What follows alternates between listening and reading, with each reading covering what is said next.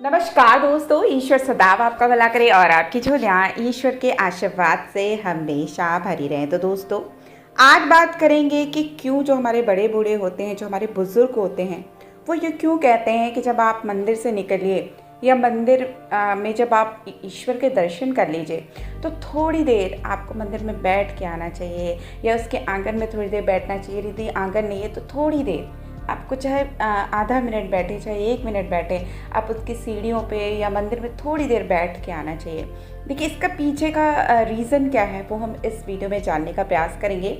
तो मेरी अगर प्रार्थना है आपसे कि यदि पहली बार वीडियो को देख रहे हैं और चैनल पे आए हैं तो चैनल को सब्सक्राइब और लाइक ज़रूर कर दें, क्योंकि आपको चैनल पे मोटिवेशनल वीडियोस के साथ साथ सपनों के मतलब और धर्म, अध्यात्म और हमारे भारतीय संस्कृति से जुड़े अनेकों वीडियो देखने को मिलते हैं। तो प्लीज़ इसको सब्सक्राइब कर दें ताकि हमें भी मोटिवेशन मिले और हम आपके लिए कुछ नॉलेजेबल वीडियो ला सकें।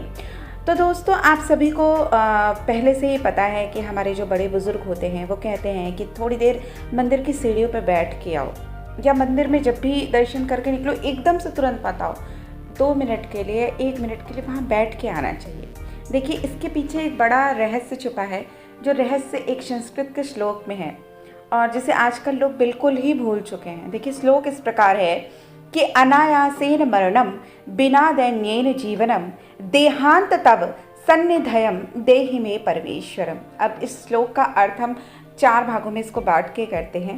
पहला जो श्लोक का जो पहला हिस्सा है वो कहता है कि अनायासेन मरणम, अर्थात बिना तकलीफ के हमारी मृत्यु हो और हम कभी भी बीमार होकर बिस्तर पे पड़े पड़े कष्ट उठाकर मृत्यु को प्राप्त न हो जाएं, चलते फिरते ही हमारे प्राण जो हैं वो इस देह से निकल जाएं। दूसरा जो श्लोक का भाग है वो ये कहता है कि बिना दैन्येन जीवनम, अर्थात परवशता का जीवन ना हो, मतलब हमें कभी किसी के सहारे की ज़रूरत ना पड़े, जैसे कि लकवा हो जाना या किसी पे आश्रित हो जाना।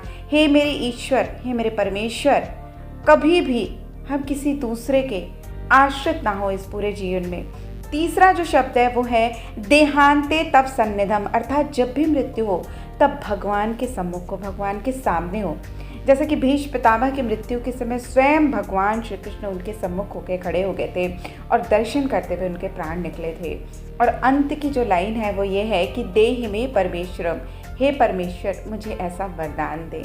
तो देखिए दोस्तों, गाड़ी, किसी चीज़ को मांगना, घर को मांगना, बच्चे को मांगना, पति पत्नी, धन मांगना, ये सब तो भगवान आपकी पात्रता के हिसाब से खुद आपको दे देते हैं। इसलिए दर्शन करने के बाद आपको प्रार्थना करनी है, याचना नहीं करनी। देखिए, याचना और प्रार्थना में अंतर होता है। याचना शारीरिक और सांसारिक पदार्थों के लिए होती है, जैसे कि कोई व्यक्ति कहता है कि मेरा शरीर सुंदर हो, मैं बहुत समय तक जीऊँ, मेरे पास सब सुख हो।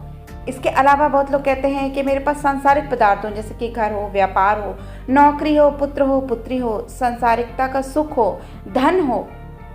ये सारी चीज़ें जो होती हैं ये याचना की कैटेगरी में आती हैं। और जब हम प्रार्थना करते हैं तो प्रार्थना का अर्थ होता है विशिष्ट, श्रेष्ठ, अलग निवेदन करना। जब हम ईश्वर से प्रार्थना करते हैं तो हमें ये श्लोक बोलना चाहिए कि हे प्रभु, आप जो कुछ मुझे दे सकते हो मेरी पात्रता के हिसाब से आप मुझे दे देना, लेकिन मेरी याचना है कि मुझे अपना बना लेना।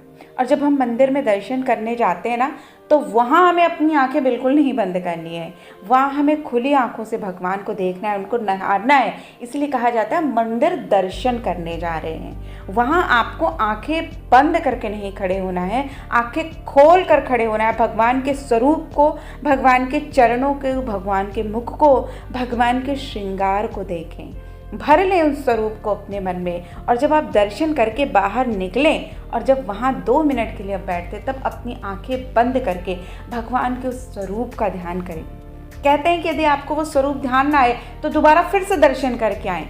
और जब आप इस तरह से ईश्वर के दर्शन करते हैं तो आपको जीवन में बहुत कुछ मिलता है। और वैसे भी देखिए, श्रृंगार की जो रेमेडी होती है, जो ज्योतिष में हम लोग करते हैं, वो इसीलिए होती है कि हम किसी के अवगुण को भूल जाएं।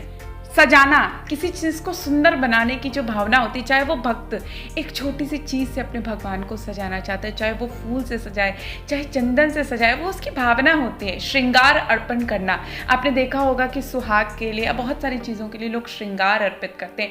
मतलब हम गुणों को देख रहे हैं, अवगुण को भूल रहे हैं। और जब हम अपनी ज़िंदगी में इस चीज़ को अपना लेते हैं कि हम श्रृंगार करना चाहते हैं, हम अपने ईश्वर को सजाना चाहते हैं, या हम सुंदरता ढूंढने का प्रयास करने लगते हैं ना हर चीज़ में, तब हमें जीवन में सब कुछ अनायास से मिल जाता है।